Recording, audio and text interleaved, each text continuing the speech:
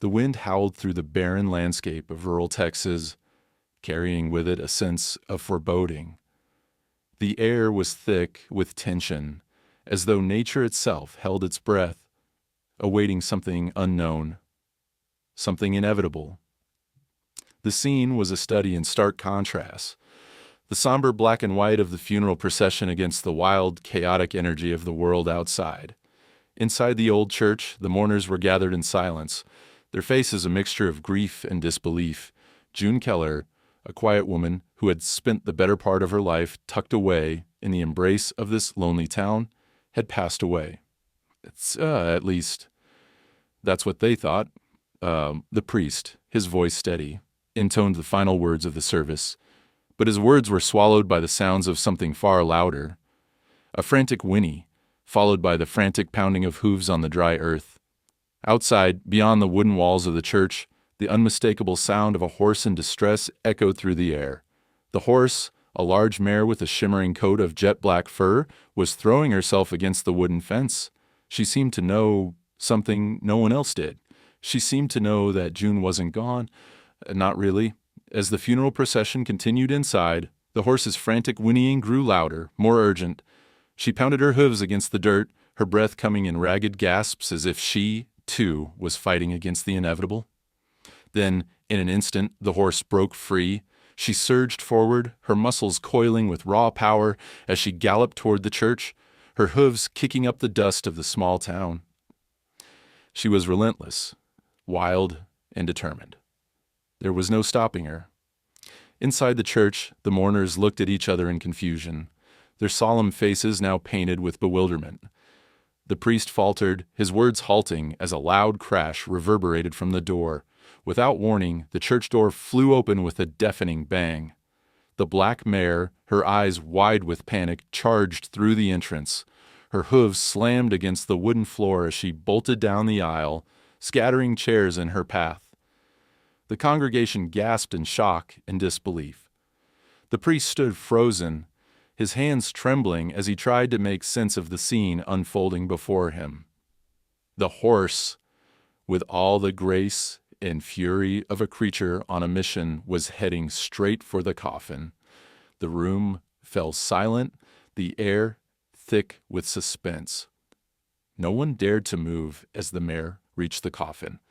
With a force no one expected, she slammed her hooves against the lid, the sound of splintering wood filling the room. Gasping voices filled the air as the wooden coffin creaked and groaned under the pressure. The entire congregation watched in stunned silence as the horse, driven by an instinct no one could understand, relentlessly struck the coffin once more.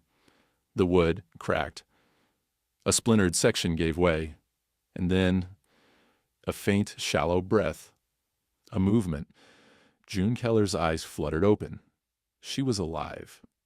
June Keller was the kind of person you could miss in a room full of people, not think twice about it, in a town like this, a place where everyone knew everyone else's business and life moved at a pace dictated by the rhythms of the land.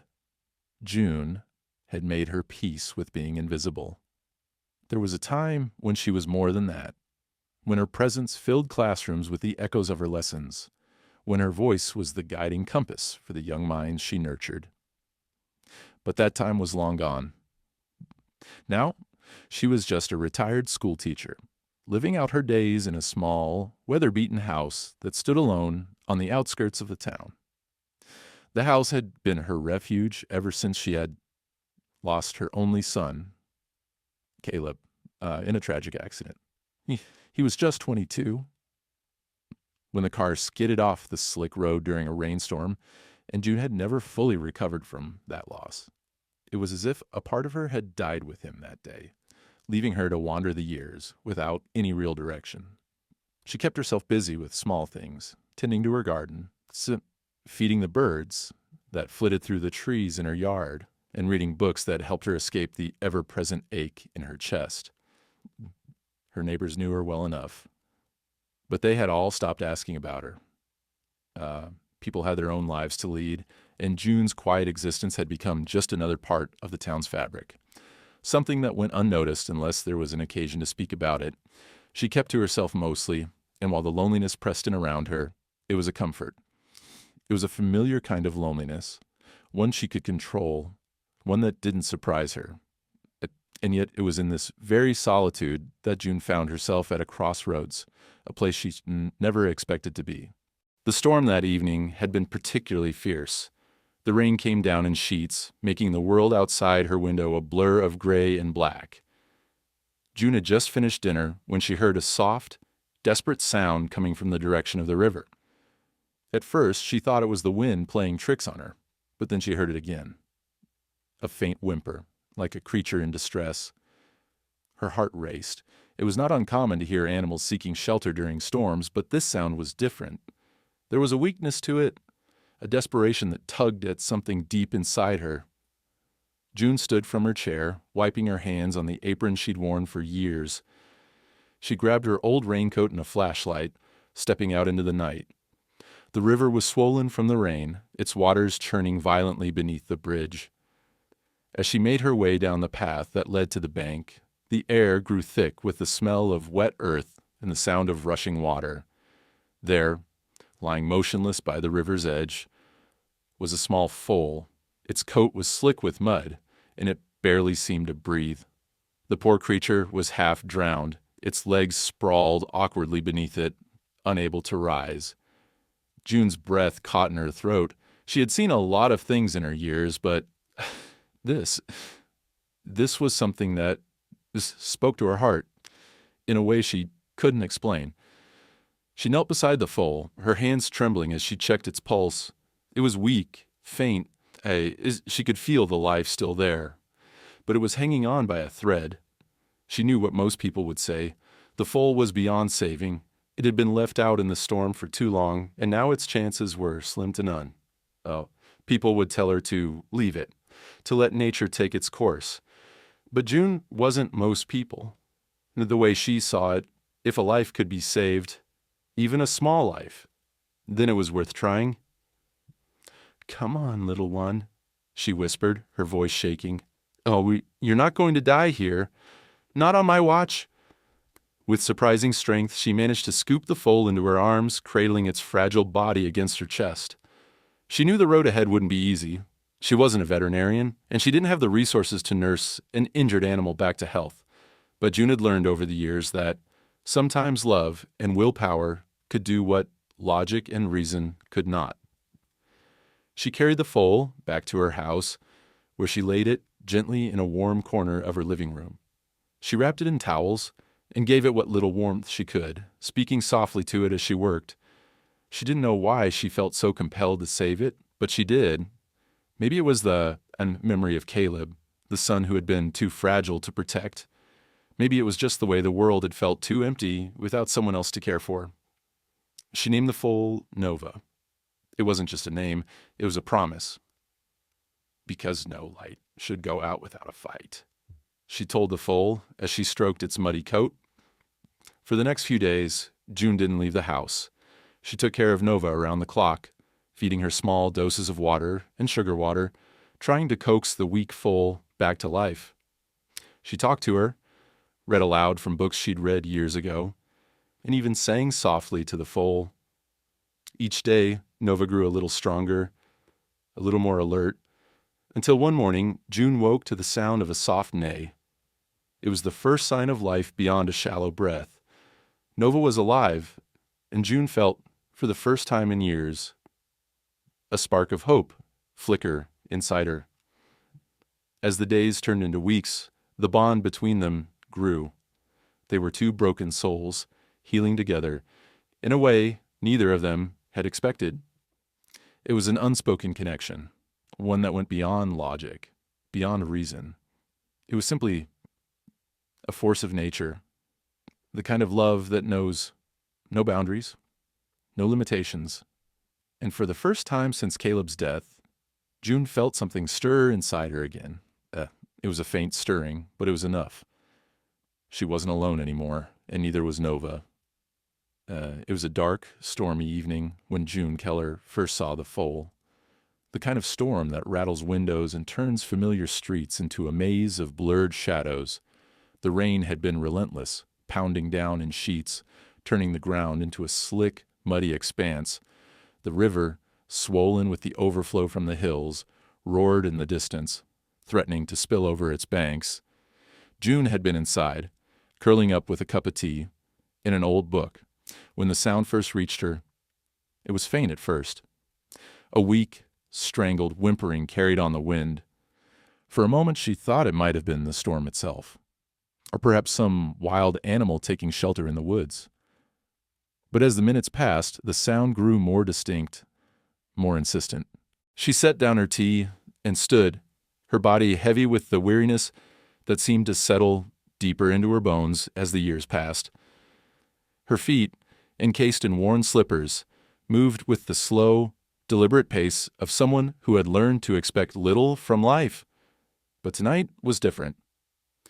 Something pulled at her, urging her toward the source of the sound, something deeper than curiosity. Grabbing her worn raincoat, June stepped out into the storm, the wind immediately whipping at her face. Her old flashlight barely cut through the rain, but she pressed on, her determination fueling her every step. The path to the riverbank was treacherous, the ground slick with mud, but June had walked this way 1,000 times before. She knew each dip in the earth, each rock that jutted out of the ground like the spine of some long-forgotten creature. But tonight, the path felt different. It felt as though the land itself was pulling her in, urging her forward. When she reached the river, she saw it immediately. A small, mud-caked foal, barely conscious, struggling to move as the current lapped at its fragile body. The water had swept the foal to the edge of the river, where it had collapsed, its legs splayed out awkwardly, like a discarded rag doll. Its coat was matted with mud and debris, its eyes dull and unfocused. Without a second thought, June dropped to her knees beside the foal. Her heart clenched in her chest, the sight of the helpless animal stirring something deep inside her. A pull, a need to save. She was no stranger to loss. Her son's death had taught her the painful weight of helplessness. But this was different. This was something she could do something about. Her hands, trembling with the cold, reached out to gently brush the foal's muddy coat. She could feel the faintest flicker of warmth beneath the dirt, a sign that the foal wasn't fully gone. It was weak, but it wasn't beyond saving. June's mind raced as she surveyed the scene. The river was dangerous, swollen with the heavy rains, and the foal had likely been washed away from somewhere further upstream. She knew the odds were slim, but she wasn't about to leave it. Not without a fight. The rain continued to fall in torrents as she carefully scooped the foal into her arms, its small, fragile body limp against her chest. The weight of it was heavy, and the current of the river threatened to drag them both under. But June held on, her resolve unwavering. The walk back to the house felt like an eternity, each step a struggle against the wind and rain. The foal's body was cold, its breathing shallow and labored. Every few steps, June would pause, checking to make sure the foal was still alive. And with each pause, she would speak softly to it, reassuring it, promising it that it wasn't alone. When she finally made it back to her porch, drenched and exhausted, she didn't stop. She rushed inside, carrying the foal into the warmth of her living room. She placed it gently on the rug near the fireplace, where the warmth would hopefully begin to revive it.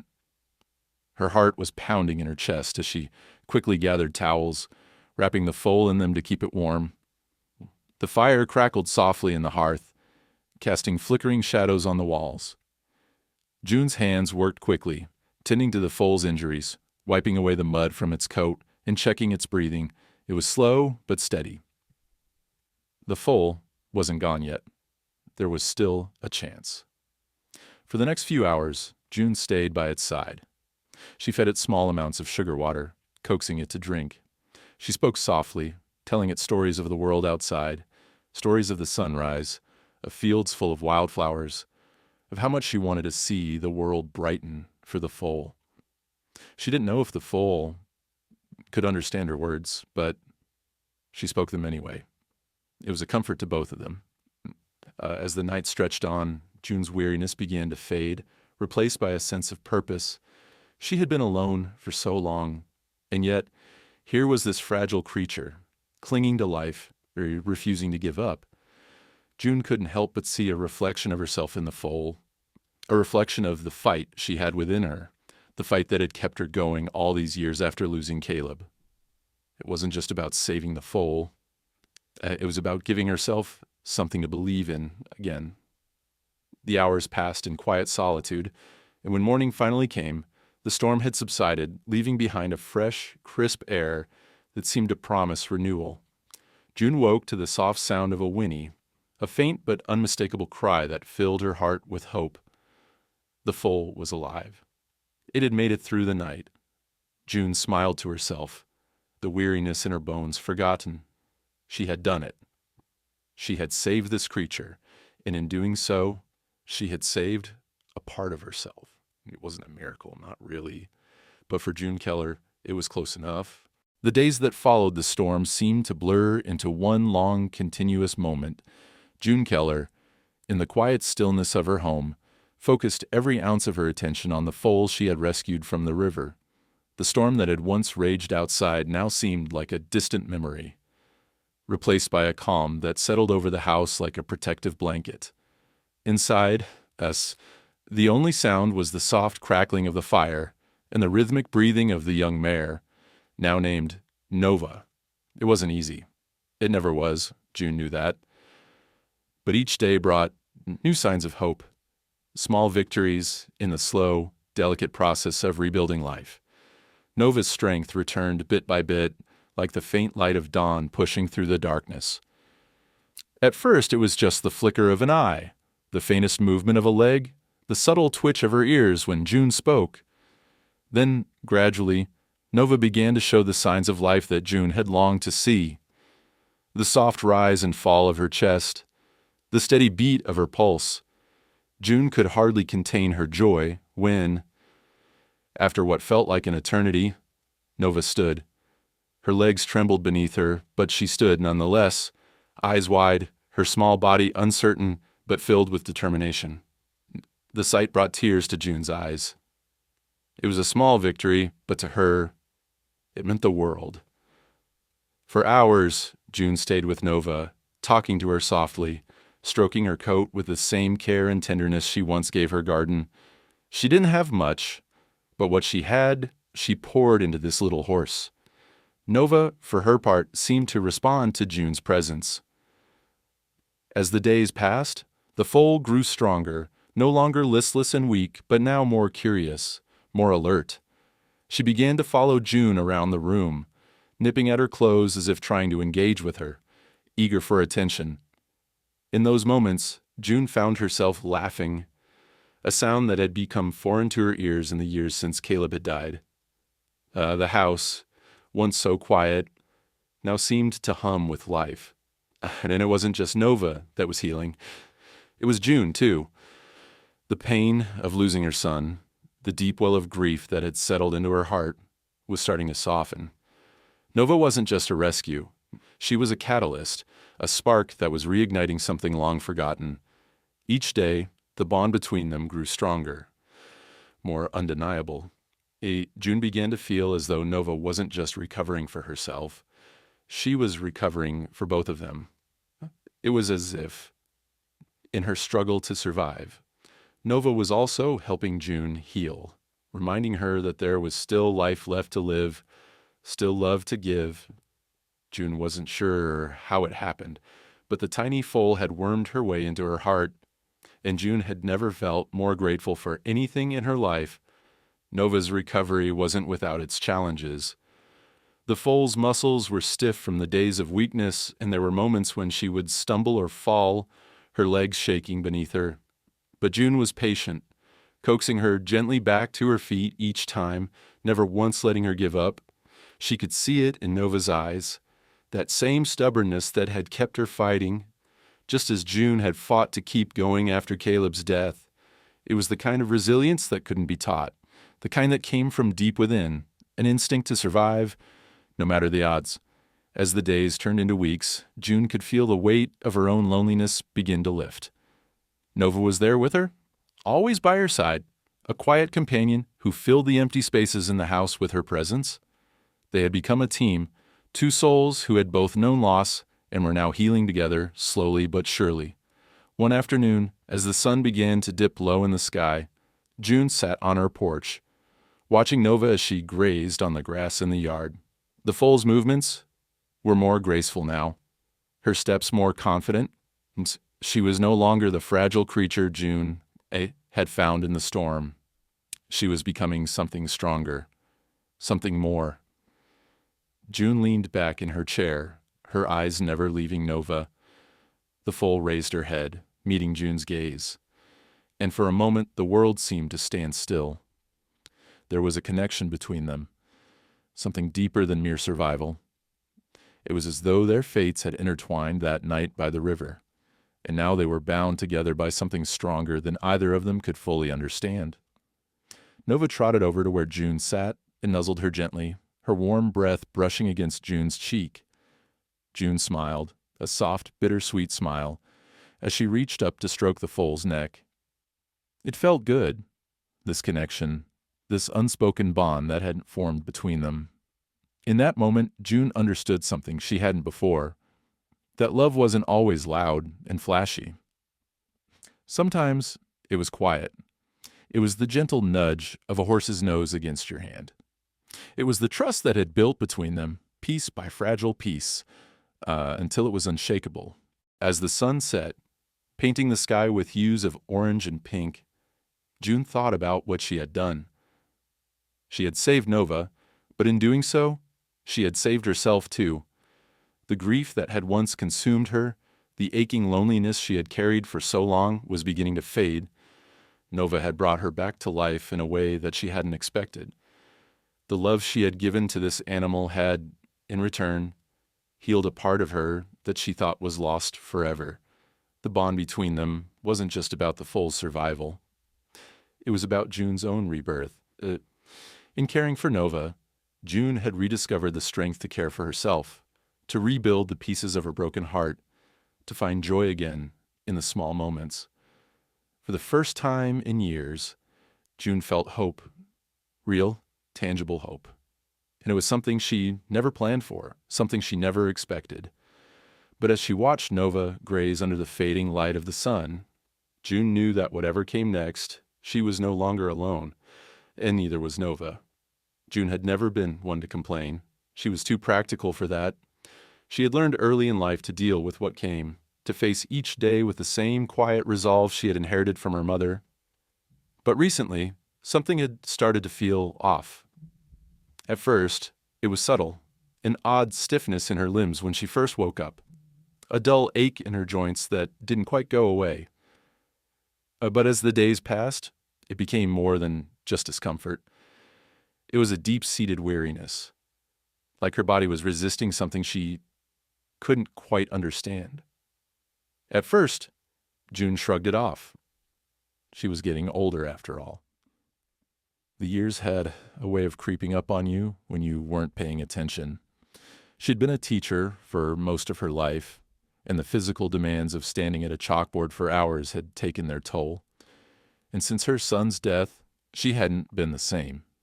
But she had carried on, pushing through the quiet grief, the loneliness, and the aches in her body. But this was different. It wasn't just that she was tired. It wasn't just the usual stiffness that came with age. There was something else, or something more insidious, that she couldn't quite place. The blackouts had started happening more frequently. At first, they were brief, little moments where everything around her would blur and fade. It would only last a few seconds, but each time it left her feeling disoriented, as though she had lost a piece of herself. Nova noticed, too, the little foal who had once been so fragile and unsure had become her constant companion. June often found Nova standing by her side, nuzzling her gently when the dizziness would strike. It was as though the horse could sense when something was wrong, and it was becoming impossible to ignore. One afternoon, as June was preparing to feed Nova, the world around her started to tilt. She gripped the countertop, trying to steady herself, but the sensation was overwhelming. Her vision blurred, and her legs buckled beneath her. She collapsed onto the floor, gasping for air, her heart racing as her surroundings seemed to spin out of control. When the blackness passed, June found herself lying on the cold wooden floor of the kitchen, her heart still hammering in her chest. Nova was beside her, nuzzling her gently, her warm breath against June's face.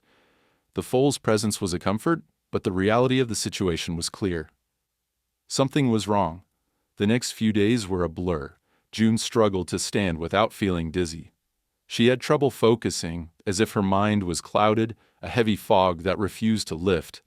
Every task felt like a monumental effort, from feeding Nova to tending to the small garden outside. It was a strange kind of exhaustion, the kind that made it difficult to even move her limbs, as though her body was resisting the simplest movements. She knew she needed help, but she didn't want to admit it. She had always been self-sufficient, and asking for help felt like admitting defeat. Besides, who would she turn to? Her neighbors were kind, but she hadn't seen them in weeks. They had their own lives, their own families. June had been living in her little house for years, alone with only Nova for company. There was no one to rely on but herself. But that didn't stop her from seeking answers. She couldn't ignore what was happening any longer. Her thoughts were growing muddled, her body growing weaker, and it seemed that Nova was the only one who truly understood. The foal had become a lifeline, a constant presence that provided both comfort and an unspoken reminder that June needed to take care of herself too. It was on one of her bad days, when the dizziness was too much to bear, that June finally decided to visit the local doctor. The small clinic wasn't far from her house, but the walk felt like an insurmountable distance.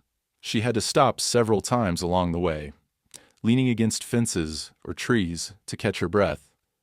When she finally arrived, the nurse helped her inside, her face lined with concern. Dr. Harris, the town's longtime physician, took one look at June and immediately grew serious.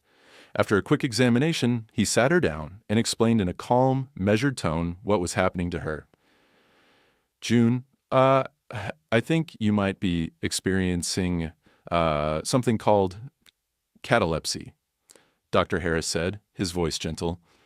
It's a rare neurological condition that can cause your body to stiffen, sometimes making it look like you're dead. It's often triggered by stress or trauma, and I suspect the grief you've been carrying for so long may have played a role in this. June listened in shock, the words sinking in slowly. It made sense. The blackouts, the stiffness, the loss of control. But the idea that she could look dead, could actually appear to have died, was something she had never considered. Dr. Harris explained that while the condition wasn't life-threatening, it could be dangerous if left untreated. There was no cure, but there were medications that could help manage the symptoms and reduce the frequency of the episodes. He also suggested that June find a way to manage her stress and take care of herself, something she had long neglected. You're not alone in this, June, Dr. Harris said, his voice softening. I know it's been tough, but there's no shame in reaching out for help. You've got Nova, and I'm sure she's been a great support. Lean on her, and lean on others too. You don't have to carry all this by yourself. June nodded slowly, the weight of his words sinking in. She had been so focused on keeping things together, on pretending that everything was fine, that she had ignored the toll her grief had taken on her. She had been so focused on healing Nova that she had neglected to heal herself. When June left the doctor's office, she felt a strange mixture of relief and fear. She had an answer now, but that answer brought with it its own set of challenges. The road ahead would be difficult, but she wasn't alone. She had Nova, and that, she realized, was enough to keep going.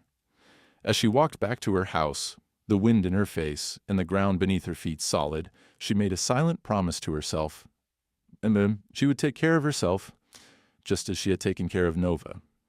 They were in this together, two broken souls healing side by side. It was early morning when June's life came to a standstill. The sun was still a pale blur behind the thick clouds, and the chill of dawn hung in the air. She had spent the night tending to Nova, as she had done every night since the foal had come into her life. The bond between them had only grown stronger, Nova's presence now a constant comfort in the quiet of the house. June's days had become routine, waking early, feeding Nova, tending to the small tasks that kept her busy, and spending hours by the fire, reading and reflecting on the years that had passed. But this morning was different. June had woken up with a strange heaviness in her chest, a sense that something was about to change, though she couldn't quite place why. The dizziness from the previous days had worsened, and the stiffness in her body was almost unbearable. She had pushed through it, as she always did, determined not to let it get the best of her. That morning, however, it was as if her body had decided it had reached its limit. She made her way to the kitchen to prepare Nova's breakfast, her movements slow and deliberate. But as soon as she bent down to grab a bowl from the cupboard, everything changed. The familiar dizziness that had plagued her over the past few weeks hit her all at once, knocking the breath from her lungs. For a moment, the world around her spun wildly, the walls closing in. Her knees buckled, and she felt her body go limp. She tried to catch herself, but it was too late. The floor rushed up to meet her, and everything went black. When June's mind resurfaced from the fog, she was lying on the kitchen floor. Her body felt heavy, as though gravity had become too strong for her. Her vision swam, and her breath came in shallow gasps. She could hear Nova's concerned whinny from across the room, but it felt like a distant echo, muffled by the thick haze clouding her thoughts. The fear that had lurked at the edges of her mind for weeks, the fear of losing control, of slipping away without anyone noticing, seemed to be happening now. It was as though the world had simply stopped moving. June tried to raise her hand, to call out for help, but her limbs wouldn't respond. It was as if they had been frozen in place, unable to follow the commands of her mind. Her heart hammered in her chest. But it felt like the sound was coming from far away. She couldn't move, couldn't speak, couldn't even cry out. For the first time in her life, she felt utterly powerless. Nova, sensing something was wrong, trotted over to June. The foal nudged her gently with her nose, trying to rouse her. June could feel the soft nudge, but it felt like it came from another world, as though she was trapped in a body that no longer belonged to her. Time passed, though June couldn't tell how long. The house was silent, save for the occasional sound of Nova's hooves scraping against the floor. It was a silence that felt wrong, a silence that grew louder with every passing second. June's thoughts, once frantic and desperate, began to slow, and she felt a strange peace wash over her. Maybe this was it. Maybe this was the end. But then there was a sound. It was faint at first, but it grew louder, a noise that cut through the silence like a knife. It was a knock at the door. June's heart skipped a beat. She hadn't expected anyone. The town was small, and the people in it had grown used to her solitude. But the knock came again, louder this time, followed by a voice calling her name. June? June Keller, you in there? It was Mrs. Hargrave, one of the few neighbors who still checked in on her from time to time. June tried to respond, but no words came. She could hear Mrs. Hargrave's voice again, more insistent now. June, I know you're in there. Come on, let me in. The sound of the door handle rattling sent a jolt through June's mind. She had to act, she had to move, she had to. But her body wouldn't listen. Nova, sensing the urgency, became frantic. She began pacing back and forth in front of June, her hooves tapping on the wooden floor, her whinnies growing louder with each passing second. She nudged June again, this time with more force, her warm breath against June's face. June's eyes fluttered, her vision still hazy. But this time, there was something different. A spark, a small flicker of awareness. She could feel the coolness of the floor beneath her, the pressure of Nova's presence beside her. She could hear Mrs. Hargrave's voice, now muffled by the door, still calling out. In that moment, something inside June snapped. She couldn't explain it. Maybe it was the sheer force of her will. Or maybe it was something more.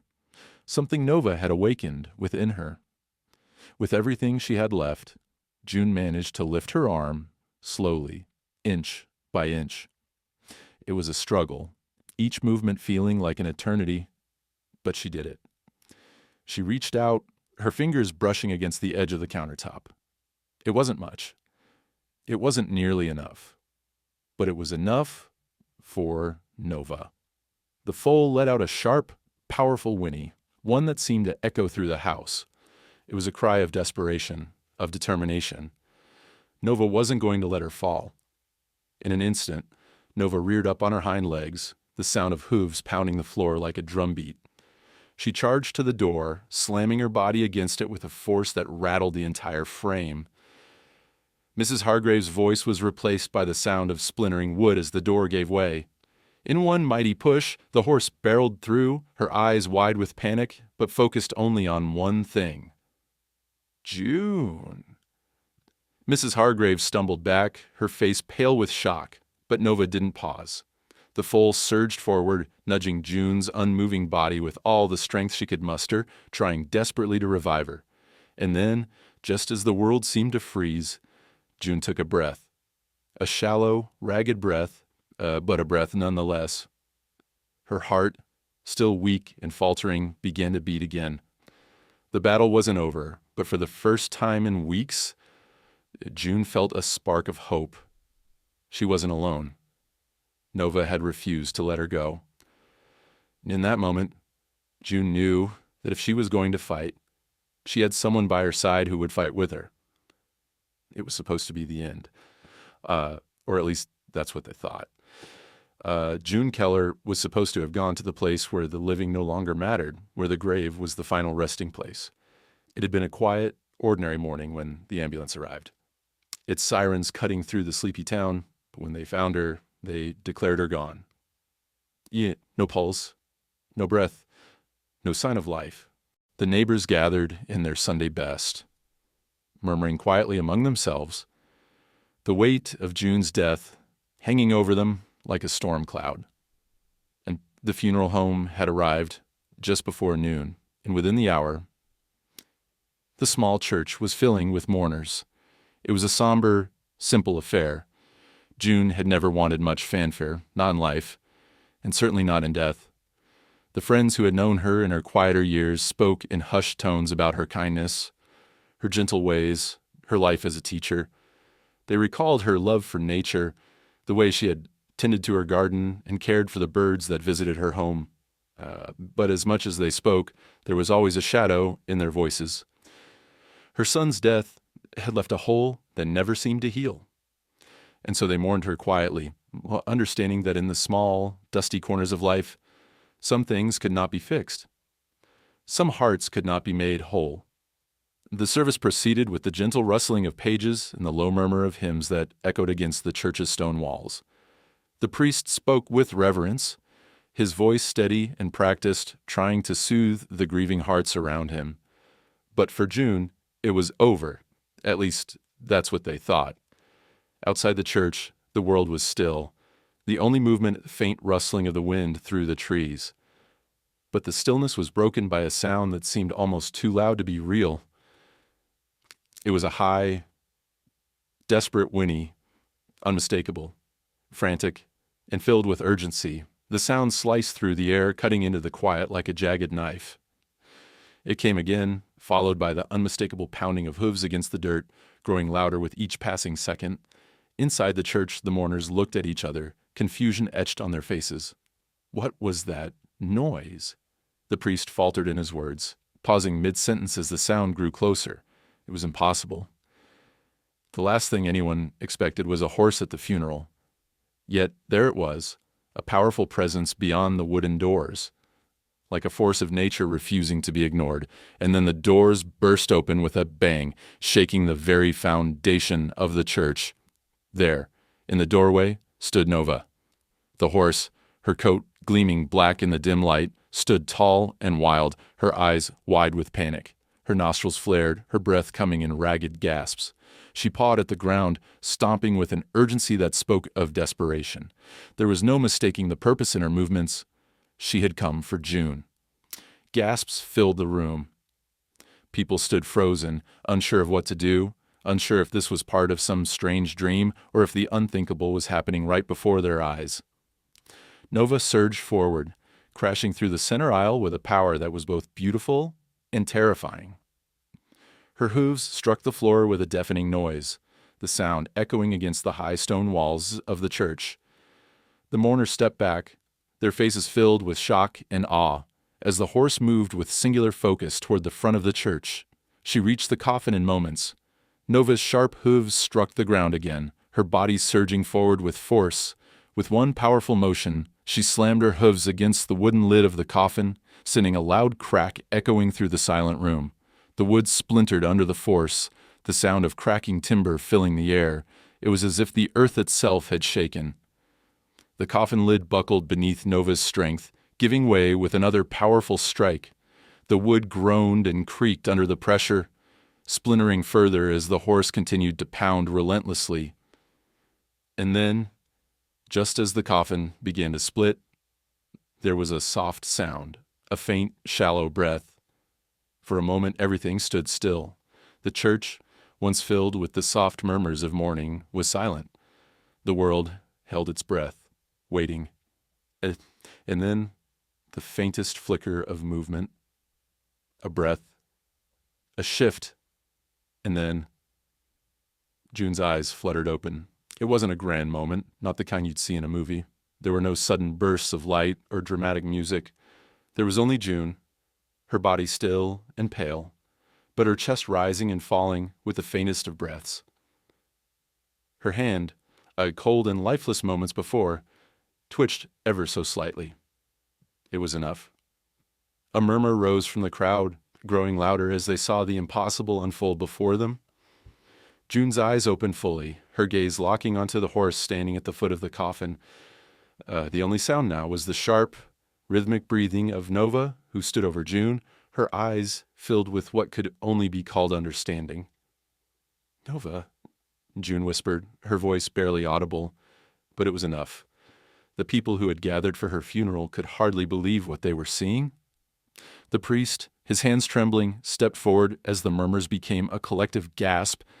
He couldn't comprehend it. How was it possible? How had the horse, this majestic creature, known that something was wrong? It didn't make sense. Nothing made sense. But what mattered, what had always mattered, was standing before them. A woman, once thought to be dead, now alive, with the same horse who had saved her life. The doctors who arrived moments later were in disbelief. June's pulse was faint, but it was there. She was alive, breathing the signs of life that had been absent for so long now, flickering in her chest. The coroner, who had ruled her dead hours earlier, stood frozen in the doorway, unable to reconcile the impossible with the reality in front of him. As the crowd watched in stunned silence, June whispered again, this time with a weak but unmistakable smile. "Not a miracle," she murmured, her voice growing stronger as she gathered herself. "Just love that refused to be ignored." The room was frozen in disbelief. The church, once a place of quiet mourning, now buzzed with a low, chaotic murmur. Eyes were wide with shock, mouths agape, as June Keller lay on the cold stone floor of the church, a woman who had just moments before been declared dead. Yet now she breathed. She stirred. She was alive. And the miracle, if it could even be called that, lay at her feet. The horse who had defied everything, whose hooves had shattered the boundaries of death itself, stood tall and unwavering. Her gaze locked on June. Nova's eyes were full of something inexplicable, a mix of urgency, loyalty, and understanding. She was no longer the fragile foal June had rescued from the river. She was the embodiment of life itself, refusing to let the woman who had saved her fade away. The doctor, Dr. Harris, arrived breathless, followed by a couple of nurses who had come to assist. They had seen miracles in their practice before, but nothing like this, nothing that defied reason in such a way. The faint pulse that now beat beneath June's chest was weak, but it was there, unmistakable. She had been gone, but now, by some force, some unexplainable power, she had returned. It's, impossible, Dr. Harris muttered to himself, eyes wide with disbelief. He knelt beside June, checking her vitals, running his fingers across her cold skin, watching her slowly regain consciousness. He had been sure. He had signed the paperwork. He had declared her dead. But here she was, her fingers twitching, her chest rising and falling with a fragile but steady breath. "June?" Dr. Harris called gently, his voice more tender now, a touch of awe in his tone. "Can you hear me?" June blinked slowly, her eyes fluttering as the world around her came into focus. Her breath was still shallow, but the pain in her chest had lessened, and the haze in her mind cleared as Nova stood close by, her warmth almost tangible. June's eyes met Nova's, and for a long moment there was only silence. A deep, powerful silence that filled the church as if the whole world had paused. "Nova," June whispered again, this time with a hint of recognition, the strength in her voice returning as her body slowly regained feeling. She reached out, her fingers grazing Nova's mane, and the horse nuzzled her gently in return. It was a simple touch, but it spoke volumes. Love, loyalty, and an unspoken understanding. Nova had been there for her, just as June had been there for the foal, and now the two of them stood together, defying the odds. The priest, still standing in the front of the church, stared at the unfolding scene. His mouth opened and closed as if searching for words that didn't seem to exist. He had been the one to deliver June's eulogy just moments before, now witnessing the impossible happen right before his eyes. "This is," the priest stammered, his voice failing him. He turned to Dr. Harris for confirmation, but the doctor only shook his head, unable to make sense of the scene either. June, still dazed but beginning to sit up, noticed the stunned faces around her. The room was silent now, all eyes on her. She took a shaky breath, steadying herself as she slowly raised her head to face the crowd of mourners, family, and friends. She could see the confusion, the disbelief, the mix of emotions on their faces. Some were afraid, some were filled with awe, but all of them were deeply unsettled by what they had just witnessed. And then there was a small voice from the back of the room. "Is it a miracle?" A neighbor, Mrs. Williams, whispered, her eyes wide. June's eyes softened. She shook her head gently, her lips curving into a faint smile. "No," she said, her voice stronger now, the words filled with quiet certainty. "Not a miracle, just love that refuses to be ignored." It was a simple statement, but it carried weight. It was not divine intervention, not something inexplicable that defied all natural laws. It was something simpler, something more profound. It was the bond between a woman and a horse, forged in the fires of loss and survival, something that transcended the boundaries of life and death.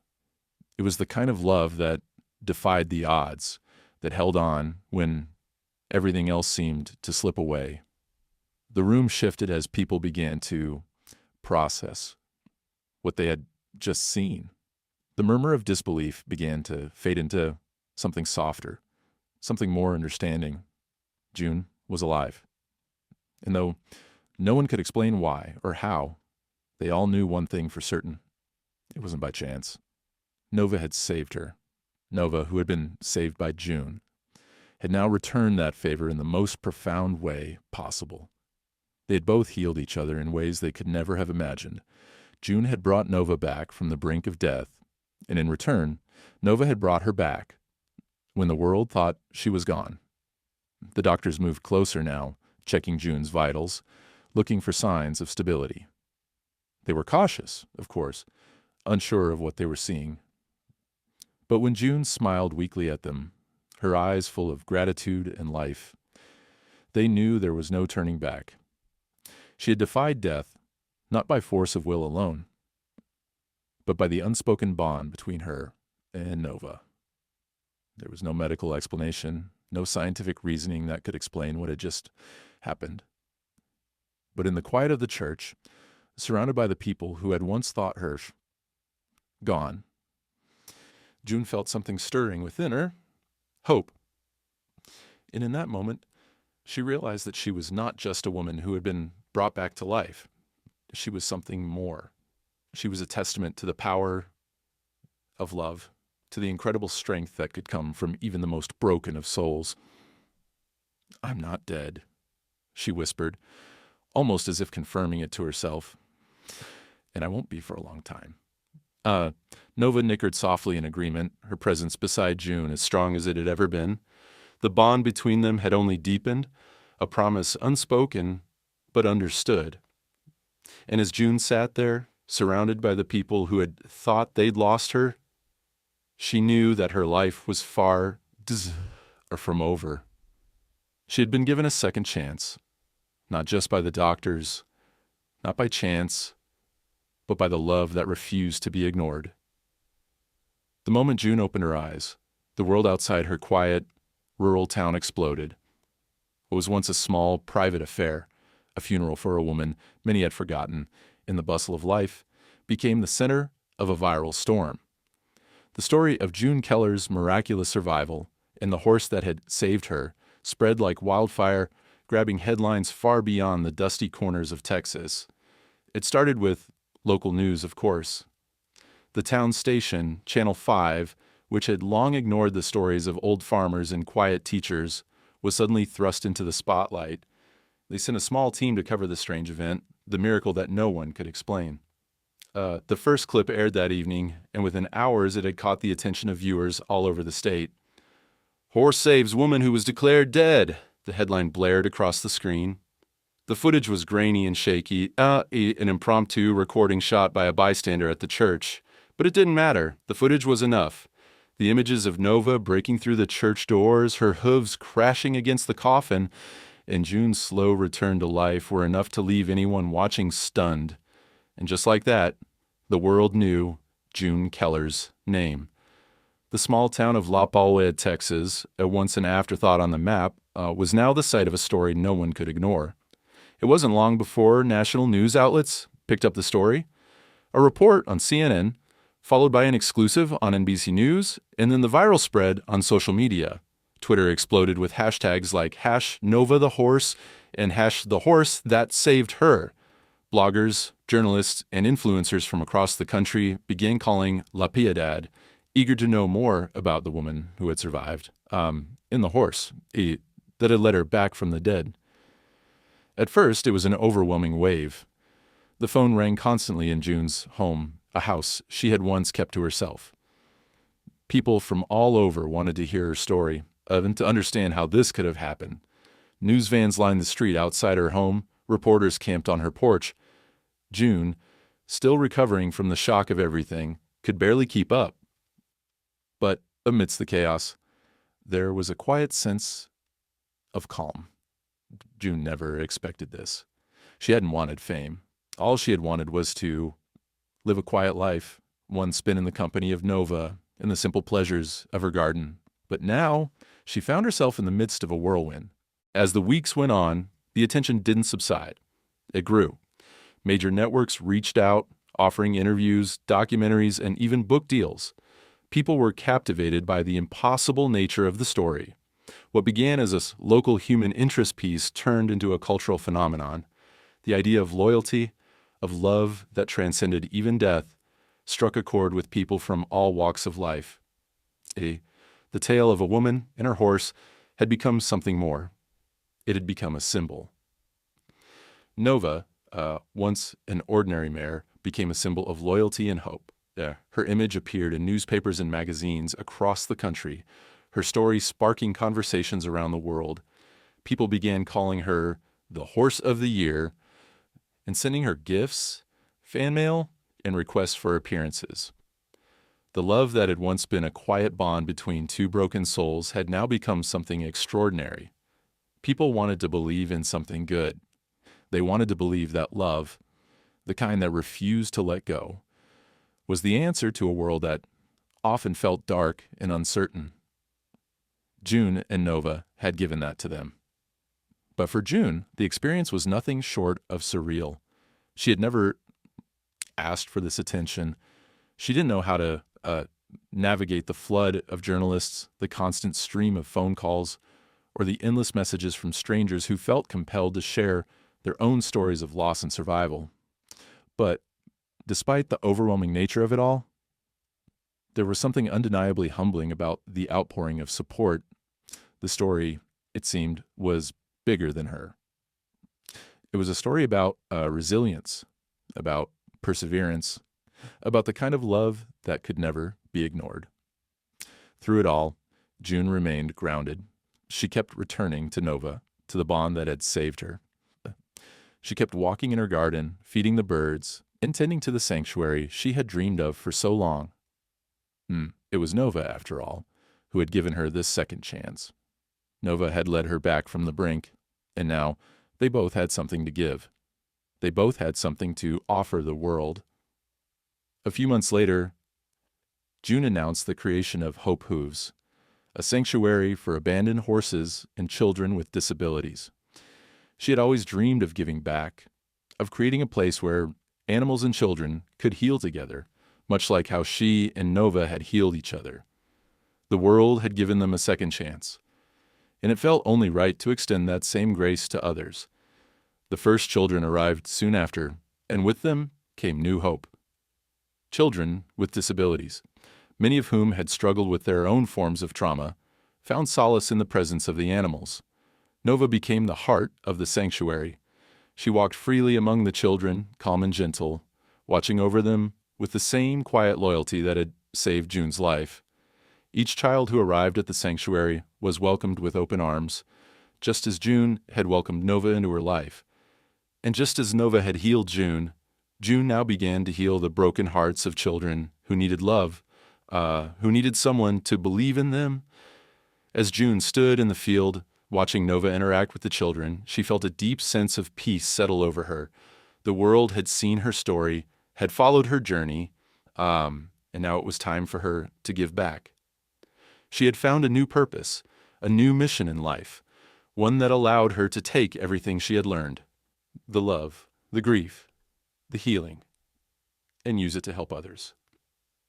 She saved the horse's life, the narrator's voice would one day say, and that horse gave her back her own. But for June, it was never just about the horse. It was about what they had given to each other, a reminder that love never truly dies. It never gives up. And sometimes it's the loudest voice in the room, even when it has four legs and doesn't say a word. The sun was beginning its slow descent over the horizon, casting a soft, golden glow across the fields of Hope Hooves, the sanctuary that had become June Keller's new purpose. She stood at the edge of the pasture, her hands resting on the wooden fence, watching Nova, as the mare, gracefully walked among the children. Laughter echoed the roars through the air, the sound of joy and healing, the kind that June had longed to hear for years. The sanctuary, which had started as a dream, was now a reality. It had grown far beyond what June had ever imagined, not just as a place for abandoned horses, but as a haven for children with disabilities, many of whom had been marginalized and forgotten by society. Here, they had found a second chance, just as she had. It wasn't an easy road. There were days when the burden of it all felt heavy, when the constant struggle to keep the sanctuary afloat seemed impossible. There were moments when the weight of the media spotlight still threatened to consume her, when people's expectations seemed too high, too demanding. But those moments were few now. June had learned to embrace the work, to pour everything she had into this place, because this was where she felt truly alive. This was where she felt like she had found her purpose, and Nova, the horse that had saved her life, was the heart of it all. She was calm and gentle, her presence a source of peace and stability for the children who came to Hope Hooves. Many of them were nervous at first, unsure of the animals, unsure of themselves, but Nova had a way of breaking through those walls. She would stand by them, never rushing, never demanding, just offering herself as a steady, unwavering presence. And slowly, over time, the children began to trust. First Nova, and then the world around them. The children had their own stories. Stories of loss and struggle, of battles fought in silence. But here, they found something they had never had before: the chance to heal. With each interaction, each moment spent with Nova and the other horses, they learned about empathy, about patience, about courage. They learned that their struggles did not define them, that they were more than their challenges. They learned, too, that they were capable of giving love, just as they had received it. June watched as one of the children, a young girl named Lily, gently stroked Nova's mane, her eyes wide with wonder. Lily had come to the sanctuary a year ago, shy and withdrawn, barely speaking to anyone. But today, as she whispered something into Nova's ear, June could see the change. There was a quiet confidence in Lily's posture now, a softness in her voice. The bond between her and Nova was unspoken, but undeniable.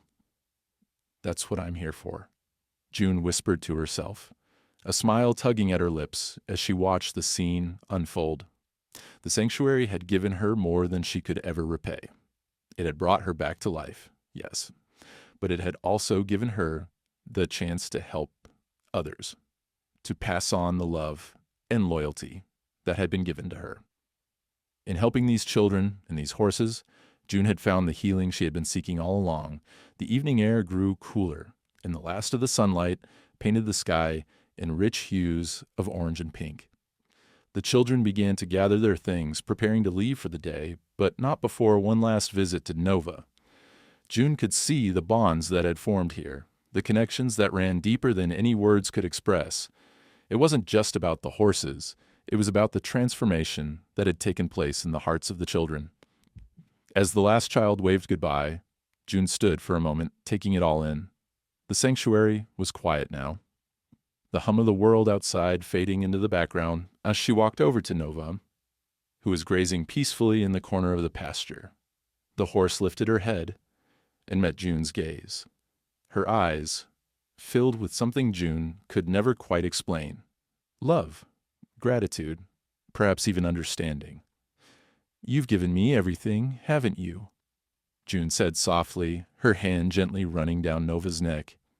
She had always known that Nova was special, but now, standing here, she realized just how deep their connection went. Nova had saved her life, yes, but in return, June had given her a place to belong, a purpose that went beyond just existing. And together, they had built something beautiful, a sanctuary, a safe place for the broken, for the lost, for those who had been cast aside.